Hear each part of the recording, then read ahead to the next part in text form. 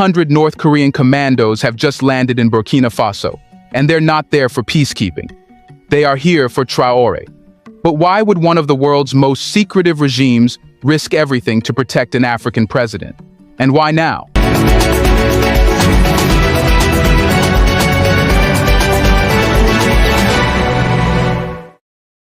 Welcome to One Africa News, your premier source for news and current affairs from across the continent. We're glad you're here. If you're new to our channel, please subscribe, like, and turn on notification to stay up to date with the latest news and analysis. Your support helps us reach more people. On a continent where international military involvement usually comes stamped with NATO or French insignia, the image of North Korean boots hitting African ground was nothing short of surreal. And yet, that's exactly what happened. The government of Burkina Faso has confirmed the arrival of 700 elite North Korean commandos on its territory. Deployed in full gear, these forces didn't come as observers, advisors, or humanitarian staff. They arrived as active military personnel, embedded in a security operation to protect President Ibrahim Traore, reinforce his grip on power, and stabilize the state after a chain of failed coups and assassination attempts. The world has grown used to Russian involvement in African affairs, especially since Russia's Wagner-linked troops started replacing French forces in countries like Mali and the Central African Republic. But North Korea? That was new, that was historic, and it wasn't a leak or a secret. North Korea didn't deny it. State-aligned media from both Burkina Faso and Pyongyang confirmed the deployment. According to government officials, the mission is threefold: protect Traoré and key members of the transitional government from internal and external threats, secure critical infrastructure, including military bases, airports, government buildings, gold refineries, and strategic communication hubs, train local security forces in the kind of tactics that North Korea has mastered over decades, from guerrilla warfare and close-quarter protection to surveillance, infiltration detection, and coup prevention. And this wasn't improvised. The arrival of the North Korean units was highly coordinated, following weeks of quiet diplomatic and military exchanges. Reports suggest that joint security simulations had already been run, infrastructure was prepared in advance, and key Burkinabe officials were briefed long before the public ever knew. This wasn't a reaction, it was a plan.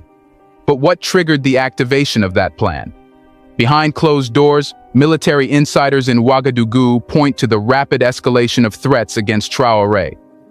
In the past 6 months alone, Burkina Faso's intelligence services, with Russian assistance, uncovered 2 major coup plots, intercepted encrypted communications between foreign agents and rogue officers, and thwarted an armed attempt to seize a regional command post. The message was clear: someone powerful wants Traoré gone, and each failure to remove him made the next attempt more aggressive. After the last plot unraveled, Burkina Faso quietly reached out to its newer allies for help. Russia was already present and involved, but the country needed a second layer of protection. One that could operate in the shadows, train elite guard units, and handle situations where traditional diplomacy failed. That's when North Korea stepped in. Here's a reminder to please like and share the video and subscribe to our channel to watch more videos on Black culture, history, civilization, and identity. Let's continue now. Pyongyang reportedly offered not only troops but a full security package: encrypted communication systems, counter-surveillance tools, and field-tested doctrines designed to protect leaders under siege. While most of the world continues to view North Korea through the lens of missile tests and nuclear standoffs, the regime also possesses one of the most hardened internal security architectures on the planet. And now, parts of that architecture are being installed in Burkina Faso. The commandos are said to be stationed in undisclosed zones near the capital and the north of the country, regions most vulnerable to both insurgent attacks and internal destabilization efforts. They are believed to be working closely with Burkina Faso's Presidential Guard, integrating their techniques with local knowledge and training high-trust units to handle rapid response, loyalty vetting, and facility lockdowns. The implications are staggering. This marks the first known deployment of North Korean troops on African soil in such a direct combat support role in decades, and it comes at a time when the traditional Western security apparatus is being forcefully ejected from the region. France has already been told to pack up. The US military presence is shrinking. ECOWAS, once considered the guardian of West African order, is no longer trusted by its member states. Into that vacuum, Walk the Russians, and now the North Koreans. Unlike Western nations that operate with loud press briefings and flashy banners of democracy and development, North Korea came in silent, swift, and unapologetic. And perhaps that's why they were welcomed. There were no NGOs, no lectures, no transition plans, just soldiers, loyalty, and the tools to stop a bullet before it's fired. But this move raises more than eyebrows. It raises deeper questions. Why would a state as isolated as North Korea risk international scrutiny to back a transitional regime in Africa? What does Pyongyang hope to gain from this? And how does this fit into the larger picture of Africa turning its back on the West? When North Korean boots hit the ground in Burkina Faso, the first question was obvious. Why? Why would one of the most secretive, isolated, and heavily sanctioned regimes in the world send 700 of its most elite commandos to protect a military leader in West Africa? It's not for headlines. North Korea doesn't care about Western media cycles. And it's not for peacekeeping, goodwill optics, or charity. The real answer is far more calculated and far more dangerous. This is a move about opportunity, survival, and power projection. Let's start with what North Korea gains tactically. For decades, Pyongyang has been isolated from traditional battlegrounds. Its military strategy is built on theory, simulation, and national drills, not recent international combat experience. But Burkina Faso gives them something rare, a live conflict zone outside Asia, where the battlefield is unpredictable. Insurgents move fast, coups are plotted in silence, and urban warfare merges with jungle terrain. In short, it's the perfect laboratory. By embedding elite forces in Burkina Faso, North Korea now has a testing ground for unconventional warfare tactics. Real-time data on how its surveillance systems and special operations protocols perform under pressure. A field environment to train in asymmetric combat, especially relevant for defending state leaders under siege. But this deployment isn't just about technical training, it's about ideological alignment. Pyongyang sees in Traoré a figure who embodies the exact posture North Korea values: anti-imperialist, militarily self-reliant, and resistant to Western control. Traoré isn't begging the IMF. He's not attending democracy summits in Brussels. He's not handing his country's intelligence to Washington or Paris. He's expelling foreign troops, standing up to ECOWAS, and refusing to be a proxy for Western interests. And that kind of leader is rare in today's global South, which makes him exactly the kind of person North Korea wants to invest in. For Kim Jong-un's regime, supporting Traoré is about sending a message. We stand with those who stand alone. It's an ideological alliance, but it's also strategic. Because as the West loses ground in Africa, Pyongyang sees the chance to establish long-term influence in a region it was once excluded from. And influence means leverage. It means trade. It means access to Africa's vast resource networks, especially in gold, uranium, rare earth minerals, and agricultural trade. Diplomatic cables suggest Burkina Faso and North Korea have already held private talks on barter-based weapons and technology exchanges, bypassing the SWIFT system and international banking controls. In other words, both countries are building a new pipeline, one that doesn't flow through Washington, Brussels, or the World Bank. This also fits perfectly into North Korea's evolving foreign policy strategy, what analysts now call its Southern Opening Doctrine. In short, Pyongyang knows that trying to break through Western alliances in Asia is a dead end. But Africa is where the colonial order is collapsing in real time, and that makes it fertile ground for building a new global footprint. Burkina Faso is the start, but not the end. Consider this. In 2023, North Korea quietly resumed diplomatic relations with Guinea-Bissau and the Central African Republic. Its state media has praised Mali and Niger for rejecting foreign interference. And its UN diplomats have been meeting with non-aligned African blocs, offering low-cost security systems and mutual defense cooperation frameworks. So when 700 troops showed up in Ouagadougou, it wasn't random. It was part of a larger multi-phase plan to insert North Korea into Africa's future by supporting the regimes that refuse to kneel. And in return, Pyongyang is harvesting something it values even more than raw materials: legitimacy. Every time an African government salutes a North Korean soldier, it chips away at the narrative that Pyongyang is globally isolated. Every time North Korean trainers are thanked by foreign generals, It sends a signal to other unaligned nations. You don't need the West to survive, or to win. This is soft power through hard boots. But perhaps the biggest gain for North Korea is untouchable space. Burkina Faso, having broken ties with France and ECOWAS, is now a kind of free zone. A territory where Pyongyang can operate military units without foreign surveillance, US drones, or Western sanctions enforcement. In a world where American satellites monitor every corner of the Democratic People's Republic of Korea, Burkina Faso offers shadows. Places where drills can run, information can be shared, and tactics can evolve, all without Washington's eyes watching. And in return, Traoré gets something just as valuable: survival. He now has a second layer of protection. If anyone wants to take him out, they no longer face just a young captain from Burkina Faso. They face an alliance, one that doesn't blink, doesn't apologize, and doesn't need a vote at the UN to take action. So yes, North Korea sent its commandos into a continent where it's barely had a footprint in decades. But this wasn't a leap of faith.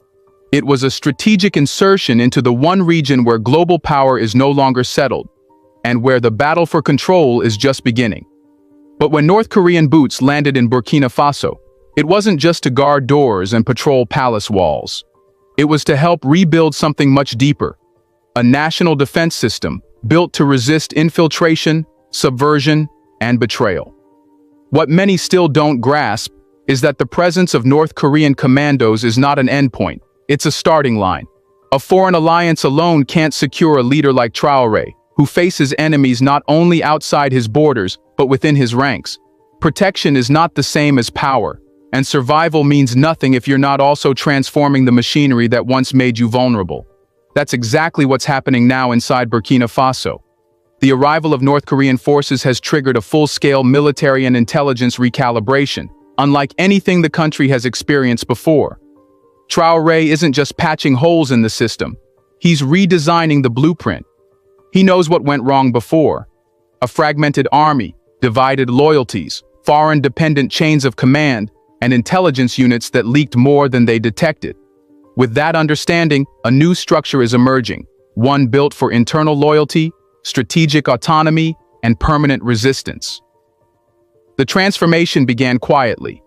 First, key personnel in sensitive posts were rotated out. Some were retired, others reassigned.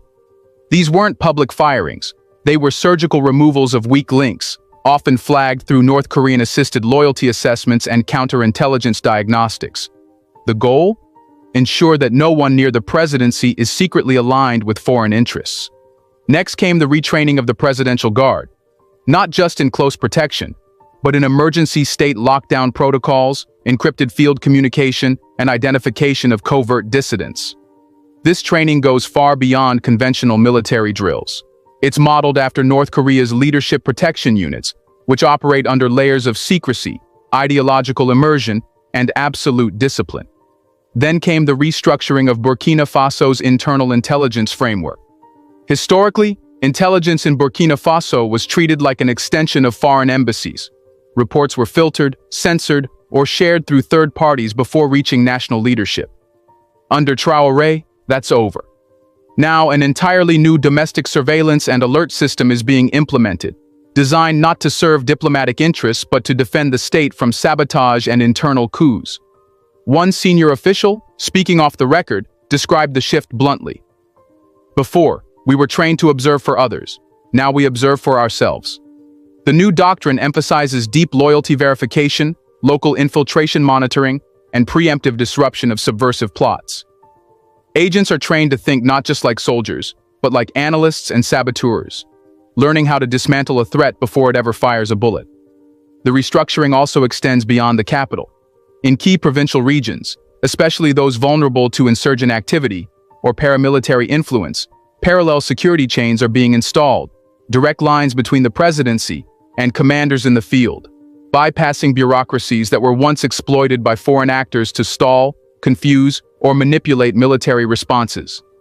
This dual system, one overt and one tightly confidential, is inspired by the North Korean defense model, where official channels exist but real power is rooted in personal loyalty networks and uncompromising internal cohesion. Traoré isn't imitating Kim Jong-un. He's adopting what works, blending it with the Pan-African ethos of resistance, and applying it surgically to a state that once relied on foreign security scripts. This is not tyranny. It's defensive innovation, born from years of betrayal. Reports of attempted military infiltration have decreased. Multiple insider threats have been neutralized before they could act. Armed forces morale, once uncertain due to conflicting loyalties, is consolidating around a clear command structure that answers to Burkina Faso, not to Brussels or Paris. This doctrine is also quietly expanding. Within AES, the Alliance of Sahel States, joint meetings have been held to share these restructuring tactics with Mali and Niger, both of which face similar internal vulnerabilities. The idea isn't to copy North Korea, but to extract its lessons on self-reliance and state security and adapt them to a Sahelian context. In the end, the goal isn't to become more like Pyongyang, it's to become more like what Africa was never allowed to be: sovereign, secure, and immune to puppet strings. Traoré knows the threats haven't disappeared. He knows coups don't need uniforms, and sabotage doesn't always come with a gun. But now, he's building a system that doesn't just respond to threats, it anticipates and eradicates them. And that changes everything. With North Korea and Russia now actively protecting African leadership, is a new power block emerging that could change the global balance. When a state survives repeated assassination attempts, dismantles coup plots, ejects Western troops, and rebuilds its intelligence system with the help of nations under sanctions, something bigger than internal reform is happening. Burkina Faso is no longer just defending itself. It's becoming the epicenter of a global power realignment, and the shockwaves are already rattling the old order. The deep restructuring of Traoré's military and security system, assisted by North Korea and protected by Russian special forces, has done more than just secure a single leader. It has cracked open a new model of foreign alliance building in Africa, one that operates outside Western control, one that rejects the old dependency structures, and one that offers a viable alternative for other African nations who are tired of being lectured, looted, and left vulnerable. This is where the geopolitical consequences begin. With North Korea and Russia now both actively involved in defending a government in the Sahel, not with diplomats but with elite troops, encrypted tech, and military doctrine, a new axis is forming. And it's not symbolic. It's strategic, expanding, and fundamentally threatening to the post-colonial Western architecture that has governed Africa for decades. The formation of this axis isn't about ideology, it's about resistance and replacement. Nations like Burkina Faso are no longer just resisting Western interference. They are replacing Western infrastructure with alternatives, in intelligence, in military command, in diplomatic protocol, even in trade. This axis runs on mutual benefit, not moral superiority. Russia gets strategic access, diplomatic loyalty, and gold-backed trade relationships. North Korea gets field testing, global relevance, and a friendly platform to expand its influence in the global south. And countries like Burkina Faso get the one thing they were never truly offered by the West: uncompromising support without strings. This shift isn't staying confined to Burkina Faso. Mali and Niger, both members of the AES alliance, are already adopting similar playbooks. In Mali, joint security programs with Russian forces are being fused with cyber monitoring techniques modeled on North Korean approaches. In Niger, the government has opened channels to explore barter-based trade in military hardware and rare minerals, bypassing Western financial systems entirely. These moves aren't just reactive, they're coordinated. AES isn't a defensive bloc anymore. It's a foundation for a new geopolitical order, and nations across the continent are watching closely. Guinea, Chad, Sudan. Even countries with shaky transitions are beginning to ask a new set of questions. What if we don't need ECOWAS? What if we don't need the IMF? What if we protect ourselves together? The West is beginning to panic, but not because it fears coups, it fears irrelevance. Because if the Burkina Faso model spreads, of building internal stability with the help of Eastern partners instead of Western patrons, then the entire business model of Western foreign policy in Africa collapses. No more proxy control, no more conditional aid, no more regime change diplomacy cloaked in support for democracy. Instead, a continent that has long been divided by borders drawn in Europe is now being reconnected through a new political identity, built on autonomy, protection, and shared defiance. But it's not just about Africa. This emerging axis is quietly tying into broader movements in Asia and Latin America, where countries like Iran, Venezuela, and even parts of Southeast Asia are observing what's unfolding and seeing possibilities. Possibilities for a world no longer defined by Washington's approval, no longer limited by European alliances, and no longer regulated by institutions that serve the few at the expense of the many.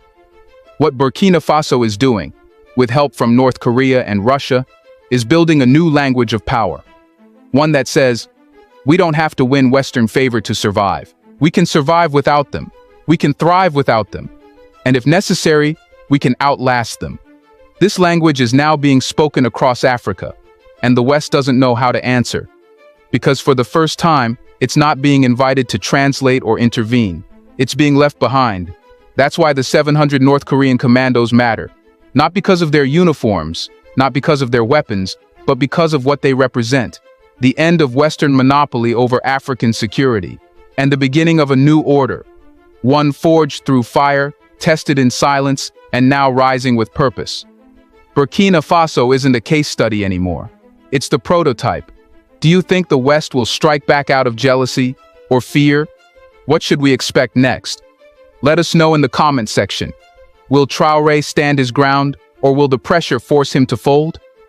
Do you want to watch more videos like this one? If so, subscribe to our channel and press the bell icon next to it. Thank you for watching One Africa News. Kindly subscribe and stay up to date with our latest news updates.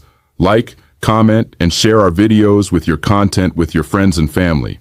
Disclaimer: the content of this video is based on credible publicly available information and is intended for educational, analytical, and informational purposes only. One Africa News does not promote hate, violence, misinformation, or political unrest. Our goal is to deliver thoughtful insights, highlight local voices, and encourage informed conversations throughout Africa.